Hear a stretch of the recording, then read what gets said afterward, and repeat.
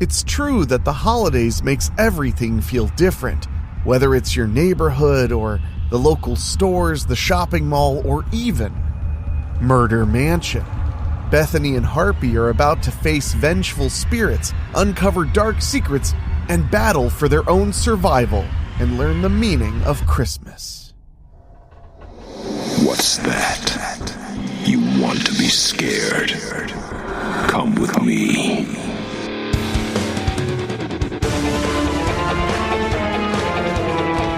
You will experience tales of horror, ghosts, and death. It is not recommended for the weak at heart. Listen in the dark. It's more fun that way. This is Weekly Spooky.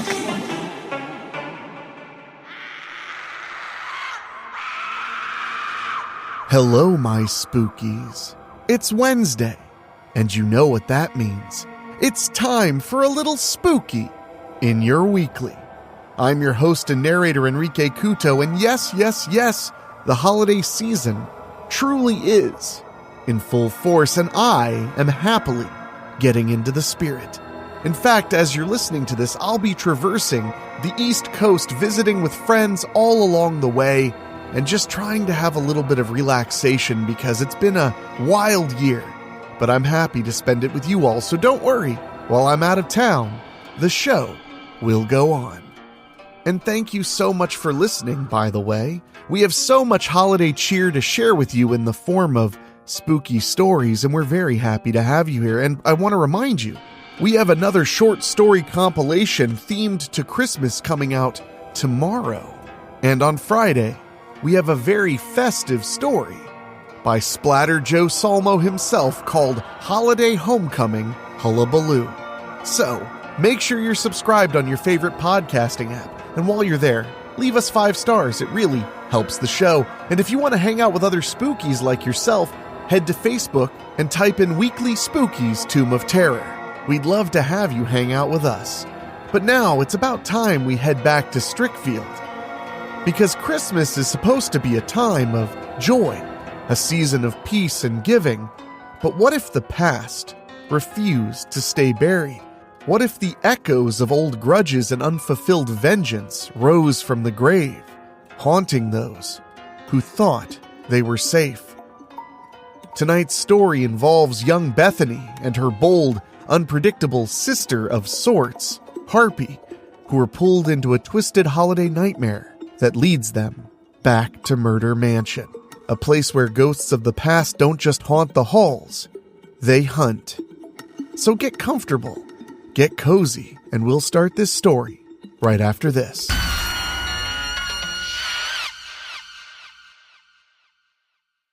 Christmas at Murder Mansion by Rob Fields. Perspective, Harpy. It's gonna be Christmas in another couple of days. Harpy's gotta admit to being all giddy when it's Christmas time. Right now, Harpy's working on a new job. Also my first job, here at Strickfield Town & Center Mall. Harpy's a security guard working nights. How'd that happen, you ask? Well, a few days ago, Bethy, the other half of Harpy, was eating some large pizzas at Scotto's in the food court. Of course, Bethy couldn't be left alone. This gang comes running out of nowhere with both Harmony Mirren, the owner of the mall, and a bunch of security guards chasing them. Then one of the fuckers grabs Bethy and yanks her to him. The gang's using Bethy as a shield to get the guards to back off. Bethy was real scared at being held hostage. Then she screamed and tried getting away.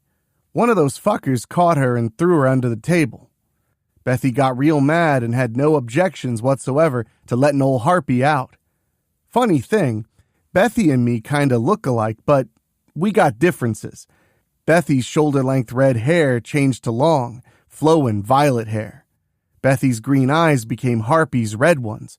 Also, I removed Bethy's 60s cat-eye glasses and put them away. In all, Bethy looks like a plain Jane kind of girl. Harpy looks like one of them manga girls. Get yourself some Japanese comics and you'll get an idea at Harpy's bodily dimensions. But let me tell you, Harpy turned the tables on that gang fast. Harpy's much stronger than Bethy and adapts to things. By the time Harpy's finished, the gang's learned you never fuck with a chick from Brooklyn. After Harpy finished saving the day, that wicked Harmony Mirren tells the guards, "I want that Harley Quinn squawker arrested too." I gasped. "Squawker? Squawker?" Then I grabbed the rich bitch. "I'll give ya a squawker." Then I got all them tasers pointing right at me. Yeah, Harpy knows what tasers are like. So Harpy lets go of Harmony Mirren and raises her hands. Okay, put 'em down. Harpy'll come along, quietly." Of course, Harpy grabbed the rest of Bethany's last pizza on the go.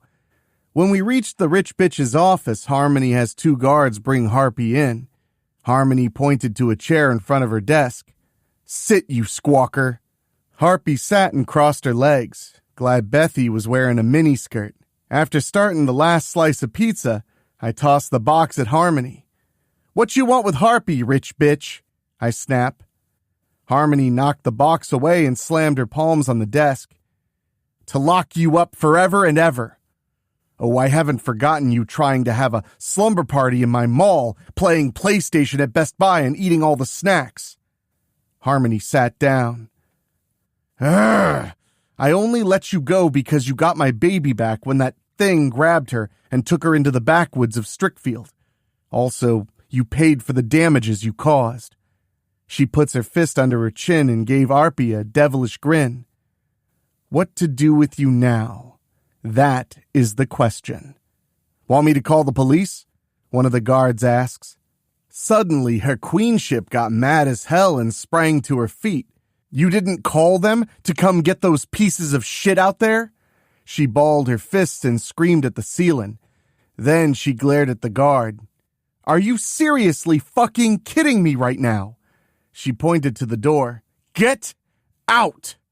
The guard left, fast. Yeah, Harpy's Harpy, but Harmony is a Harpy. She finally calmed down and pointed to the door. "That is the incompetence I've got working for me." You had him get Harpy, didn't you?" I asked, finishing the slice of pizza. She slammed her hands on the desk again. "You let them get you. I saw how you handled those rowdy kids single-handedly." Yeah, Harpy went along quietly, 'cause she didn't want no tasers juicing her up again. "So what you want with Harpy, rich bitch?" I ask again. Harmony gets herself calm again before looking back at Harpy. "I can't believe I'm doing this. Urgh. I'm offering you a job here at my mall as my head of security." Oh, did Harpy ever start laughing it up? Probably the most Harpy's ever laughed in her lifetime. When Harpy's finished, Harmony's face didn't change. "You serious?" Then I raised my hands in front of me. "Nothing doing, rich bitch. Harpy ain't running shit detail for you." "I'll pay you good money," Harmony states, "and give you benefits. But Harpy can't be here during the day," I tell her. "Harpy only comes out at night." Harmony pointed right at Harpy. "And that is what I'd hire you for. You'll be in charge of my imbeciles in the evening and guard the mall at night." Then she says what she's willing to give Harpy. I was ready to walk out till I heard Bethy in my head. "Take the job, Harpy. You know how much you love it here." "But what about you, Bethy?" I think back. "Don't you want time at night for yourself too?" And exactly what would I do with my time? All I do is study, work at the campus library, and go eat. Plus, we agreed you would have the night and I would have the day. Unless they're going to need you here during the day, go ahead and take the job. I looked at Harmony again. "I guess you talked Harpy into it. When does Harpy start?" Harmony points right at Harpy. "Right now. Now Harpy gets to hang out at this glamorous mall all she wants. Yeah, the guards didn't like Harmony appointing Harpy as their new queen bitch. As long as they don't fuck with Harpy, I won't put them in their place. Only thing Harpy hates is wearing a uniform. At least Harpy gets to carry her very own taser now. Oh, and a radio and shiny handcuffs. Bethy's right. Harpy really does love this mall. Don't go away. Weekly Spooky will be right back. Perspective, Bethany. It's Christmas Eve now. Harmony asked Harpy to start working around noon today. As soon as we enter the mall, we can see why. Everybody and his brother and sister and their 2 friends and their second cousins are here. Last-minute Christmas shopping always brings everybody out, it seems. Anyway, I myself am here early to fill up. Both Harpy and I need the nourishment. Even today, we still have to eat lots of food the same way Shaggy Rogers does in Scooby-Doo. Like Shaggy, I'm also quite skinny.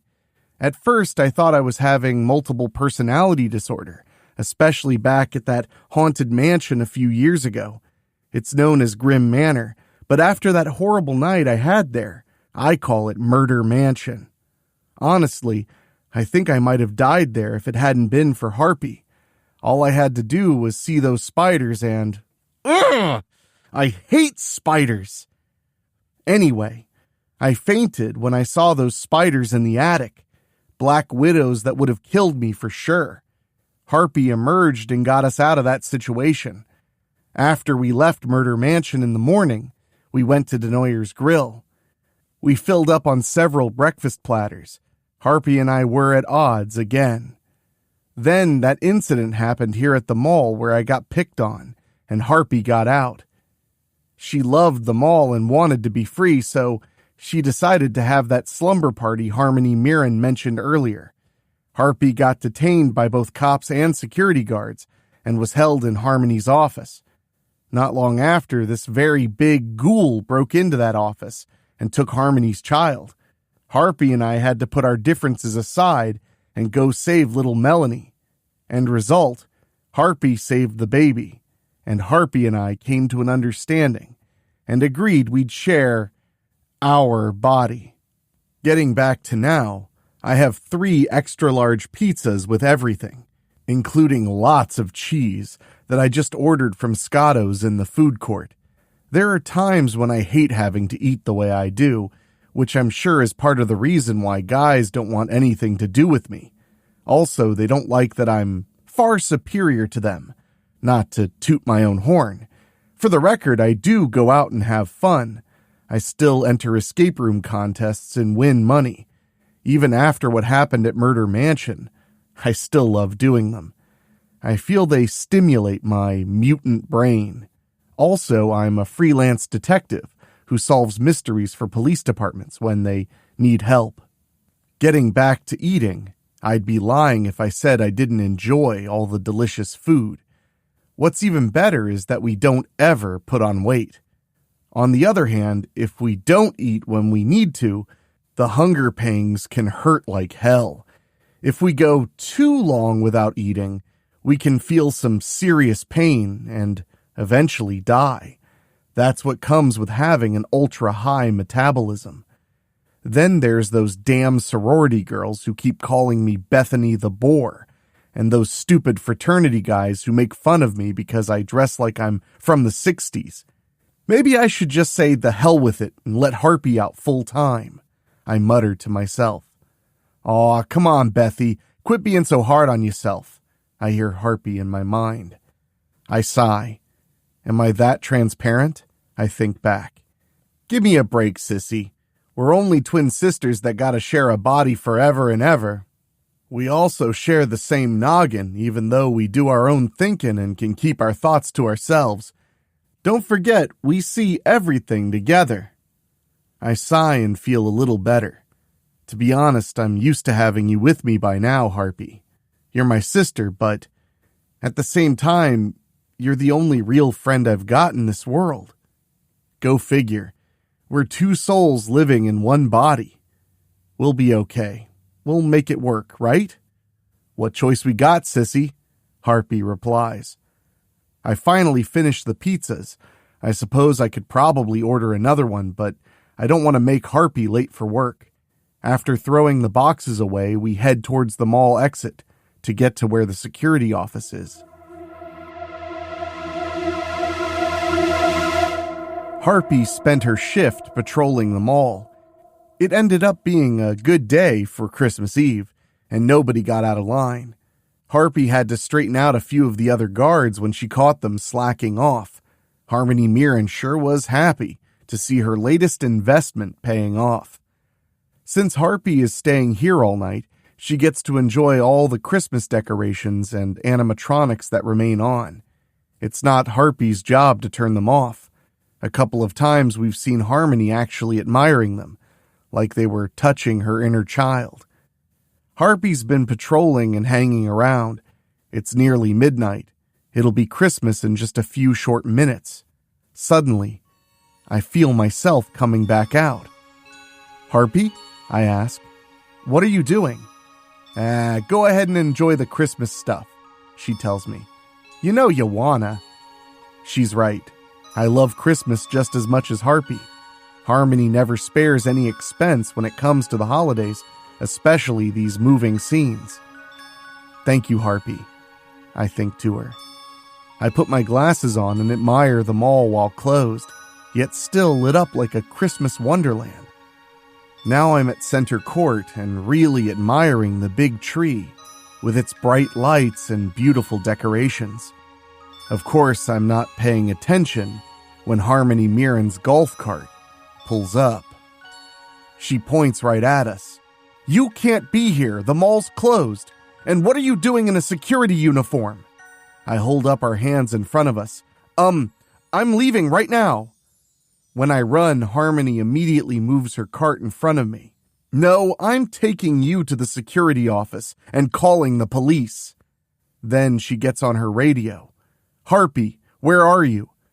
When she obviously doesn't answer, she gets upset. "Where are you, squawker? You're spending the night here at the mall. That's part of your job as nighttime security. You're stuck here with me." I'm ready to run to where Harmony can't see me so I can let Harpy back out. Suddenly, Harmony blocks me with her cart again. When she starts yelling at me, I hear my sister. "Bethy, look to your left." As Harmony grabs my arm and shakes me, I listen to Harpy and look to see... What the hell are they doing here? I choke out. Harpy and I can't believe we're seeing those three walking here, inside Strickfield Town Center Mall. Those are the three detectives we met up with at Murder Mansion 2 years ago, on July 4th. Ed Smith, Brian Davenport, and John Riddle. Last we checked, they're ghosts. They died that night just before Harpy and I ended up at Murder Mansion. You just know this is not going to be good. Perspective. Harpy. Let's turn back the clock a few years to July 4th, when Bethy was on her way back from Shore City. She won top prize in an escape room contest there. She just wanted to get back to Strickfield and get to Denoyer's Grill. Unfortunately, Bethy drove into a real bad storm. She kept her cool and stayed on the asphalt. When she saw the bridge she had to cross to get back into Strickfield got washed out by the storm, well, she had to take a detour. Unfortunately, we ended up in the backwoods of Strickfield. Then this burnout car was right in the middle of the road. Bethy couldn't stop in time and hit it. From there, she left the car to find shelter. She soon found Grim Manor, a haunted plantation house like right out of the Civil War era. The house let Bethy in and kept her, us, inside. Yeah, Bethy's been referring to us as us, so it's only fair Harpy does the same, right? Anyway, we walk until we reach the living room. That's where Bethy sees those detectives. Come to think of it, those idiots never met Harpy. Long story short, Bethy solved all the escape rooms in the mansion with a little help from Harpy. Bethy also determined everybody we met at Grim Manor were ghosts. Yeah, that even included Ed Smith, Brian Davenport, and John Riddle. See, Bethy determined those idiots died on their way here to look for Beauregard Grimm's fortune. Years ago, Bethy accidentally got 'em all fired when she solved cases those morons should have been able to solve. After that, they tried challenging Bethy in escape rooms and couldn't beat her at those either. Guess they found they was good at treasure hunting 'cause they made the papers with all the treasures they uncovered. Grim Manor was one treasure hunt they should have looked the other way on. See, the one driving the car wasn't slowing down in the storm. He lost control, hit a tree, came back on the road, and kablammy! They all died in a big fiery explosion, and their ghosts found their way to Grim Manor. It took Bethy figuring and telling them they was ghosts, and she proved it by passing our hand right through each of them. Flashing back to now, how the hell'd they get out of Grim Manor and come to the mall? Yeah, Harpy ain't getting it neither, Bethy, I think to her. Even though one of us is in control of our body, the other one also sees what's happening. Also, the one riding along can rest, which is how Bethy and me found out we can keep moving without sleeping. Eventually, we both gotta have our rest. That's how we agreed Bethy can have daytime and Harpy can have the nightlife. Careful, Bethy. They're coming this way. You're not safe yet.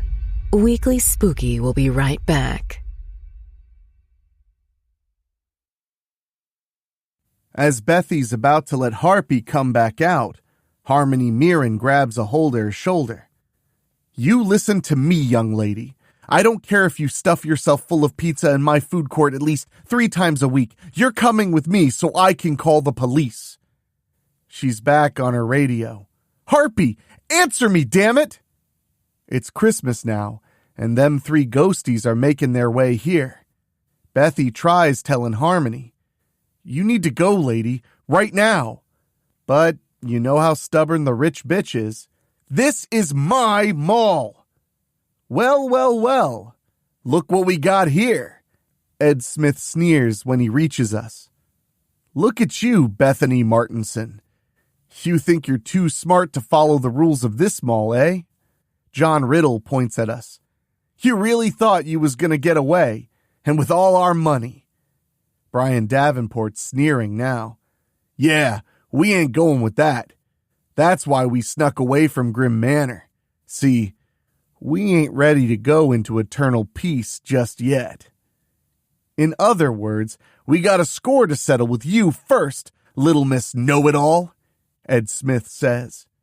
And since we can't take our money we came for that night back with us, we gotta get you to come back to Grim Manor right now, so you can die and hang out with us for the long term, Brian Davenport remarks.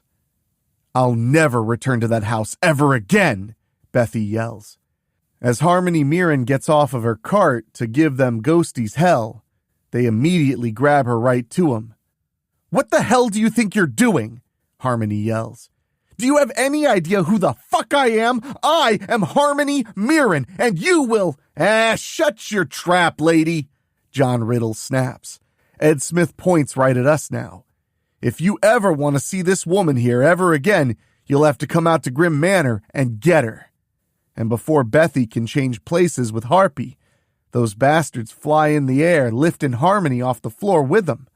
They fly her to a nearby exit and pass right through it. Even Harmony passes through it just like the ghosties. Oh shit! Bethy cries. It'll be okay, I think to her.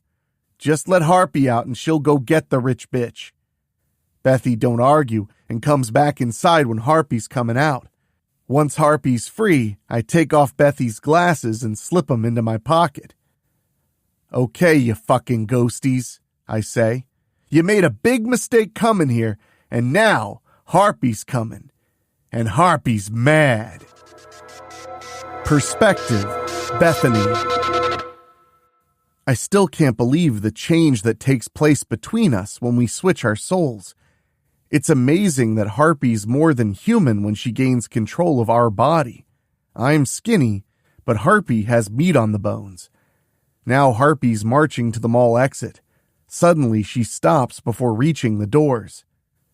What are you doing, Harpy? I think to her. Gotta dress for battle, sissy, Harpy thinks back. I know I won't win this one. Harpy believes that the clothes make the girl.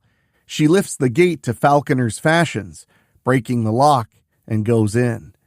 She quickly grabs what she wants off the racks and changes clothes. When she's finished, she remembers my glasses and storms out. She unlocks one of the exit doors to get outside. Then she relocks it. We need a car, sissy. Harpy can do lots of things, but she can't fly. Harpy, please don't get us arrested, I implore her. Who, Harpy? Nah. Why don't I like that tone in her voice? Harpy walks out onto the parking lot to look around. Ooh, yeah, look, sissy. Listen, Harpy, you've only driven a car one time, I tell her, and that one is huge. Come on, sissy, you gotta stop being such a boring Bethy, she teases. Harpy'll take care of everything. That's what I'm afraid of, I groan. Harpy reaches the Hummer and breaks into it. I think it's safe to say Harpy's learned a lot during my lonely movie nights in our dorm, especially when we watched The Terminator. Harpy rips the steering column open and starts the car the same way Arnold Schwarzenegger did. Yeah! Cries that crazy Brooklyn girl who sounds just like Harley Quinn. Hi-ho, Harpy! When my sister floors the gas, she's heading in the direction of the backwoods of Strickfield. I groan when Harpy's on the road and running multiple red lights. I'm still thinking Harpy's making up for all the years she remained the recessive soul in our body. I know we're really in trouble when Harpy turns on the radio to George Thorogood's Bad to the Bone. Oh my God, what are the chances? Harpy changes the station and gets Rockin' Around the Christmas Tree by Brenda Lee. Yeah! We're on our way, sissy! Harper cries out happily. Just get us to Murder Mansion alive, will you? I mutter. Always the borin' Bethy, she mutters back. Harpy knows what she's doing. Harpy keeps us speeding along with her lead foot. Whee! Before long, we're on the main road, leading out to the backwoods. Then Harpy utters some choked, happy sounds. Such pretty lights, Bethy, she whispers.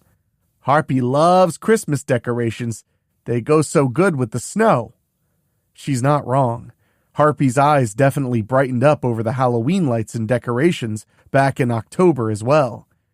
You do remember the way to Murder Mansion, right? I ask. Harpy's gotcha, she promises. Once Harpy reaches the curve where the detective's car was in the middle of the road, she drives right off it and into the snow-covered backwoods of Strickfield. I don't swear much, but I think we're going to be in some serious shit before too long.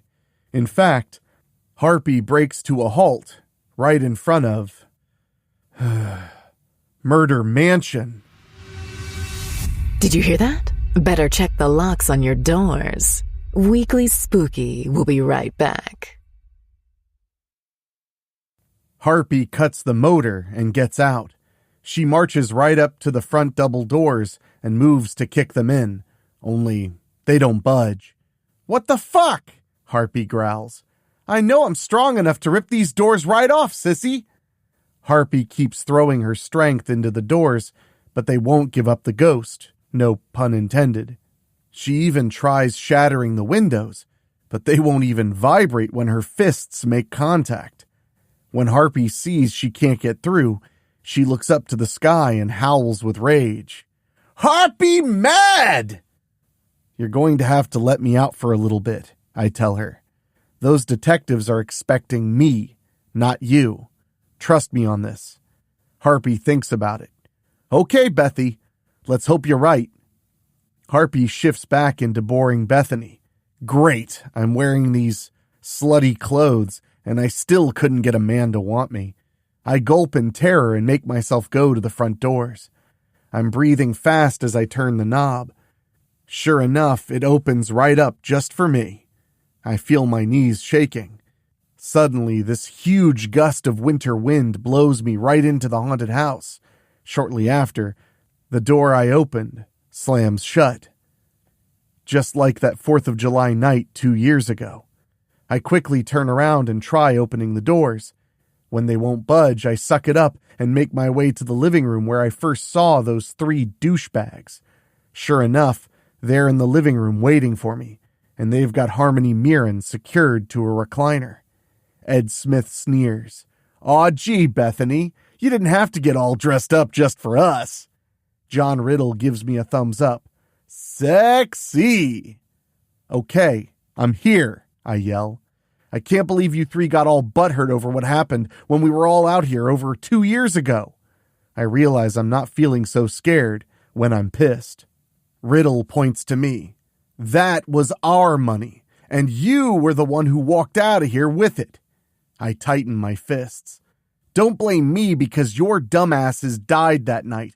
I wasn't the one driving recklessly in a bad rainstorm. Brian Davenport points at me now. But you left us here and took off with the money. I'm squeezing my fists now. Why is it always that you men can never take responsibility for anything you do?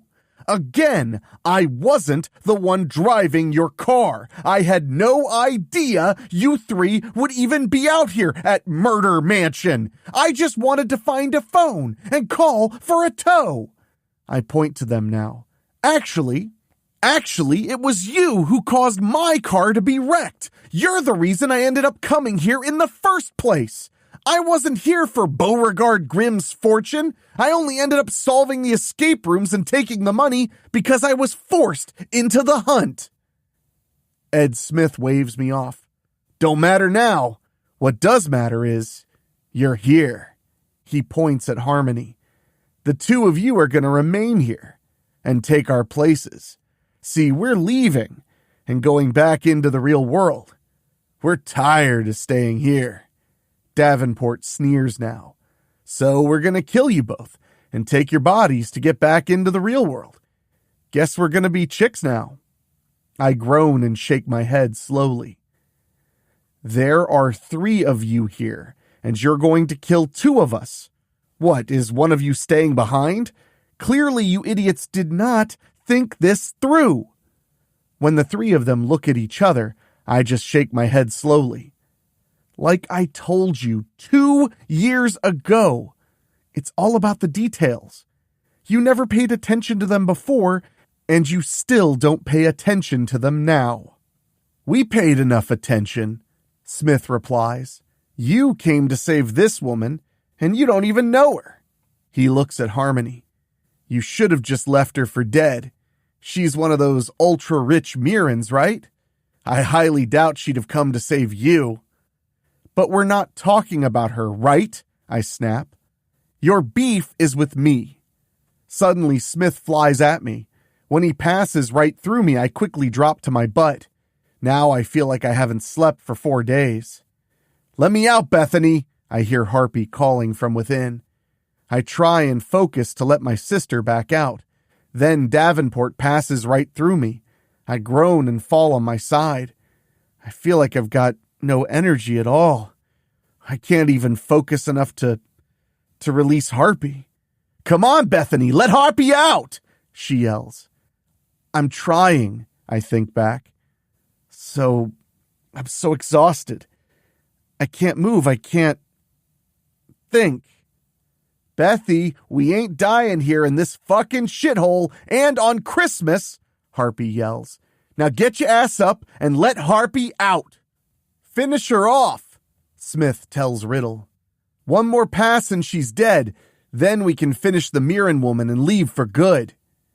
We can also hear Harmony Mirren struggling and throwing every curse word at those bastards in one breath. You know, Bethy, what if them spiders come back? Harpy goads me. What if you end up being hanged like August and Dorothy Grimm was back in the day? Or do you want us roaming the halls here as ghosties?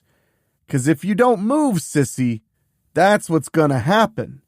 Of course, you can lay right here and wait for the spiders to come and get you. Then we hear Riddle. Since it's obvious we ain't getting our money, Bethany, I think it's a pretty good consolation prize that we get you. You should have stayed out of our business, kid. We can see Riddle coming at us, and I know this is the end if he passes right through me. More scares to come. Weekly Spooky will be right back. Perspective, Harpy. Except Riddle ain't expecting the girl to suddenly spring up. Then that Riddle idiot slams into Harpy and bounces away. Harpy steps up to him. Boo! Then the ghostie cries out in fright and tumbles through one of the big couches, making Harpy laugh. I point at him. You's a ghostie, and Harpy just scared ya? Bethany? Bethany? You're Harpy? Harmony shrieks in disbelief. You miss me, rich bitch? I reply. Yeah, Harpy came out here to save ya ass. Pass through her already, Riddle! Smith yells his way. Riddle gets his shit together. I don't get it. How'd you get purple hair, red eyes, and a hot body, Bethany? And why are you talking like that? You finally lose your marbles now? Harpy laughs again. Yeah, you shitheads ain't never met Harpy, did ya? Now all them ghosties come flying right at Harpy. They try passing through me and bounce off. Don't ask how Harpy repels ghosties. I probably adapted to him. Of course, Harpy can do lots of things Bethy can't. I leap over to Harmony and break her ropes. We're getting out of here, rich bitch. Harmony tightens her jaw and looks right at Harpy. Excuse you? I laugh a little. Okay. Boss bitch. Harmony smirks. That's more like it, squawker. I point at her. You pushin' your luck calling Harpy a squawker. Maybe Harpy'll leave you here after all. Then I think to Bethany. How do we kill ghosties, sissy? Let's just get out of here. Bethy returns. Works for Harpy. I think back. I turn to Harmony. Come on, boss bitch, we out of here. I hoist up Harmony and speed to the doors we came in through. This time Bethy ain't suggesting coming out again. I put Harmony down and pump my fists. Harpy's throwing punch after punch, but the door refuses to budge again. Them ghosties are getting closer. Then Harpy takes another deep breath before focusing on the doors again. Harpy, mad! Harpy hits them doors so hard they fly right past the Hummer Bethy and me came here in. Harmony and Harpy run outside. I toss the keys to her. Get out of here! Harmony tosses them back. I'm not getting my ass pulled over for driving a stolen vehicle. How fucking stupid do you think I am? She's got a good point, Harpy. Bethy thinks at me. Yeah, I think back. But we wouldn't have had a chance to leave in the Hummer. The ghosties go into it and make it blow up. Hey! Harpy loved driving that car. Harpy yells at the ghosties. Car! That's it, Harpy! Bethy cries out. We've got to go look for that car. The one those men came here in. I reported it once I got my new cell phone, but the police said they never found it. So how do we find it, sissy? I think. We'll have to just go looking for it. She thinks back. There's no easy way to do it. Then Harpy's eyes change from me to see better in the dark. Ooh, night vision. So what now? Harmony asks. You're coming with me, boss bitch, I tell her. Harpy removes her jacket and gives it to Harmony. After she puts it on, Harpy lifts her onto her shoulder again. Put me down, you squawker, she yells. You are so fired. Whatever, I muttered back. Can't leave you here for them ghosties, right? Harpy's finding she can run real fast. Harpy's feeling her leg muscles swelling up and burning. Yeah, Bethy's superpower is in her brains. Harpy's being able to adapt to shit. Harpy can cover a lot of ground fast now, even wearing heels. Bethy tells me where she hit the car, so Harpy heads that away. Stop! We hear one of them ghosties calling out. What do you think you're doing? Another one calls out. Looking for a place to pee, I call back. You fuckers want to watch? Harpy keeps running and keeping ahead of the ghosties. When Harpy starts running out of breath, she's feeling something weird in both lungs. Harpy adapting again. I know what happened, but Harpy ain't breathing now and can run even faster. The thing about these adaptations is when I become Bethy again, I lose all of them, till they gotta happen again. When Harpy makes it to the main highway, Bethy tells me where to go. After a little more running. "Over here, Harpy," Bethy cries. "I see it, sissy," I think back. Harpy steps on it and races to the snow-covered car. When I reach it, I put Harmony back down. It's a burnt-out car with 3 charred skeletons sitting inside. "What now, sissy?" I think. "Use that strength of yours and start digging," Bethany thinks back. "Ah, I get you now, Bethy," I tell her. Harpy's grabbing and tearing chunks out of the ground. Bethy's idea is to make 3 graves. I'm thinking she's thinking we gotta give those idiots decent burials. I remember how Papa used to tell us stories about burying the dead and why when we was kids back in Brooklyn. Harpy keeps digging and digging. My hands become bigger and turn into long claws now. I moan hard when I'm feeling my muscles growing more and more. Harpy can easily rip more and more ground out now. "Those fucking ghosts are getting closer, Squawker," Harmony yells my way. "Keep it up, Harmony. Harpy'll be digging a 4th grave just for you," I growl. "Now shut up and make yourself useful by getting them skeletons out of the car." "Oh, Christ!" Harmony groans. "Ew!" Harpy's a real mess by the time she's finished digging the graves. Harpy's new clothes she got at the mall before leaving got all fucked up. I even lost my boots. Least my nails, okay, claws, are still perfect. "Leave those skeletons alone!" Ed Smith roars as the ghosties are almost on us. I run and help Harmony. Harpy rips the door off and grabs 2 skeletons. Harmony grabs the last one. "Come on, boss bitch, let's move," I tell her. Then I think to Bethy. There ain't no burial rites we gotta perform, is there? I only know what Dad talked about years ago. Bethy thinks back. We can only hope burying them works. Harmony and me get the skeletons into the graves. Now Harpy's gotta cover up the holes. "Stop right there, or we'll kill the Mirren woman!" Riddle threatens Harpy. Harmony points to me. "You keep right on working, you squawker. I'm rehiring you, so you do what your boss bitch tells you. Move it!" Harpy works faster and faster till the holes are filled in. Harpy's feeling really strong now. I groan when I'm still getting stronger and bigger.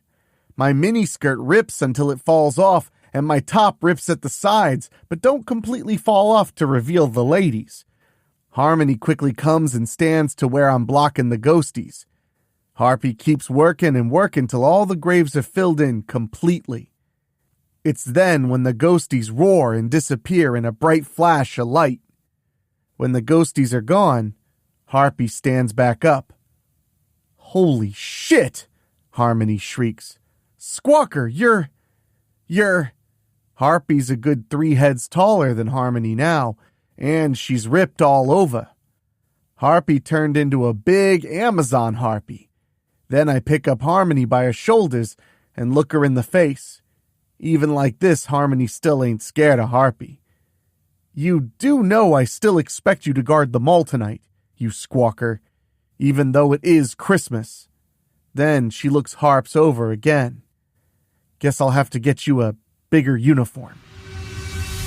I like it spooky. Weekly Spooky will be right back. Perspective, Bethany. Harpy, still in her Amazon-like state, ran all the way back to Strickfield Town Center Mall with Harmony Mirren, cradled in her arms. Even barefoot, Harpy could still run like she had the best set of running shoes money could buy.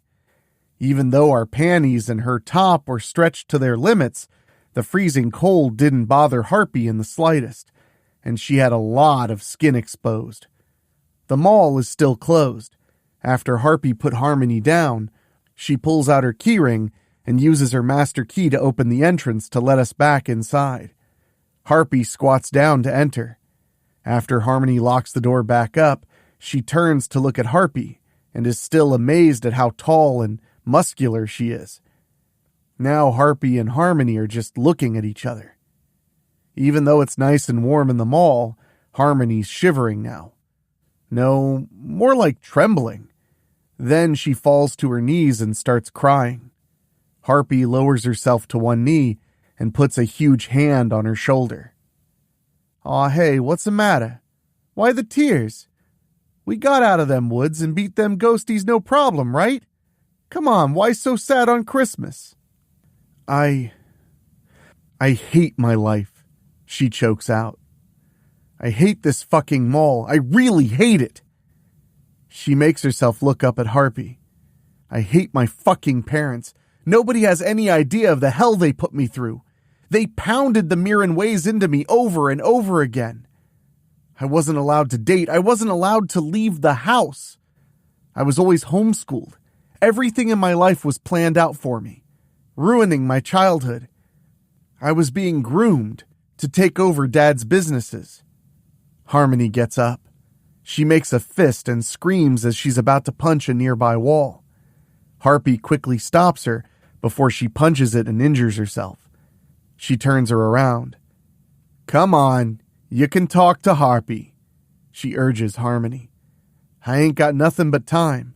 I'm your nighttime security guard, remember? Or did you really mean it when you said Harpy was fired? Please don't leave, Harmony begs. I have to talk to somebody. I can't be alone on Christmas again.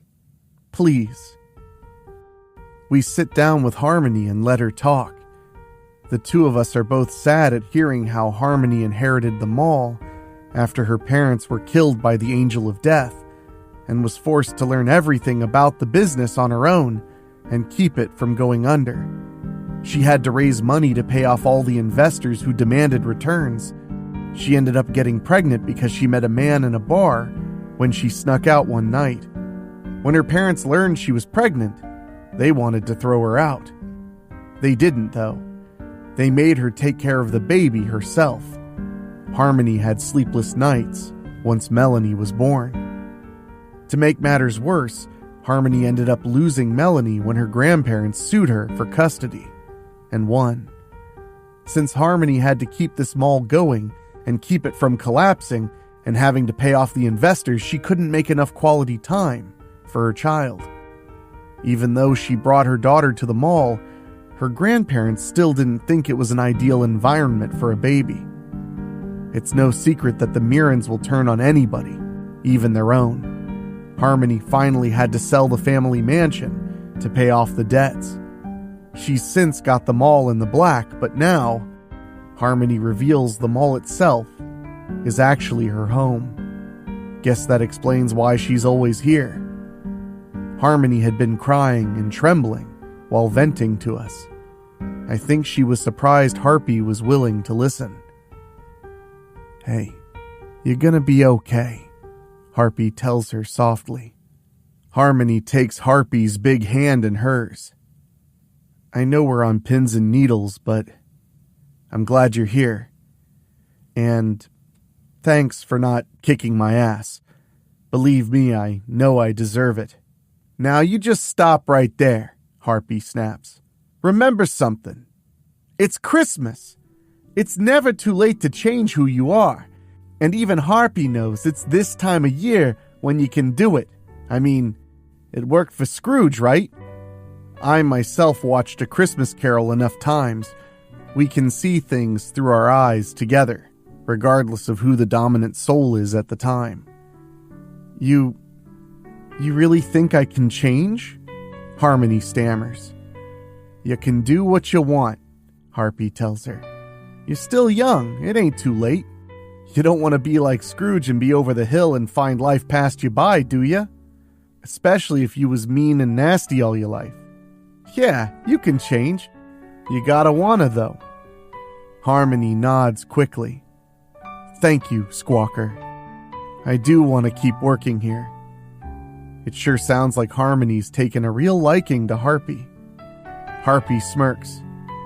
You got it, boss bitch. Then Harpy lifts Harmony into her arms as the two of them hug. I think this is the start of a beautiful friendship, between these two frenemies.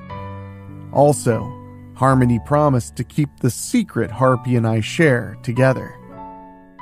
The question is, will Harmony change for the better, the way Ebenezer Scrooge did? I guess we'll see.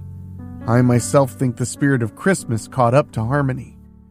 If a rough-edged Brooklyn Spitfire like Harpy can learn the meaning of Christmas, then Harmony can learn too.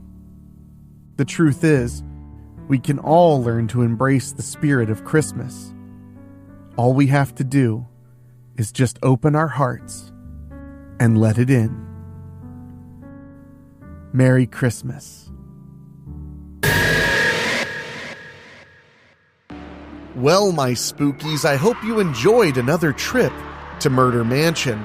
And if you get a chance, make sure, if you haven't heard the story already, you check out Bethany's First Time at Murder Mansion, one of our earliest miniseries that starts at episode 144 and ends at 147.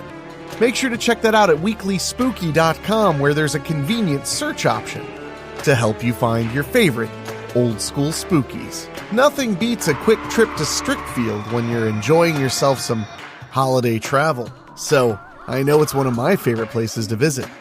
Also, I want to take a second to say thank you so much to our over 100 backers over on Patreon. Folks who went to weeklyspooky.com/join and subscribe for as little as $1 a month.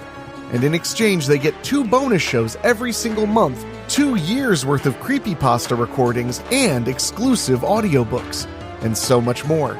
Just head to weeklyspooky.com/join. If you've been considering joining up, now would be a great time. I would consider it a Christmas present.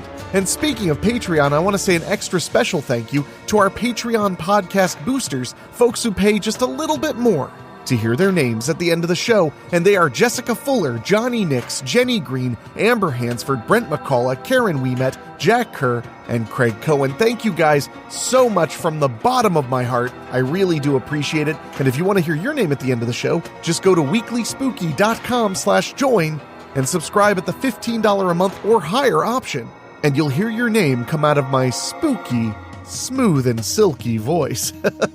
But anyway, my friends, it's time for me to get out of here and get ready.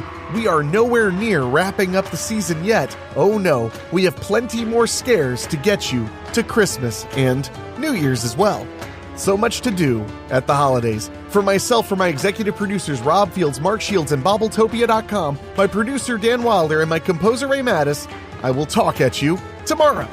Thank you for listening. Make sure to find your way back next week. But for now, you are safe. Trust me.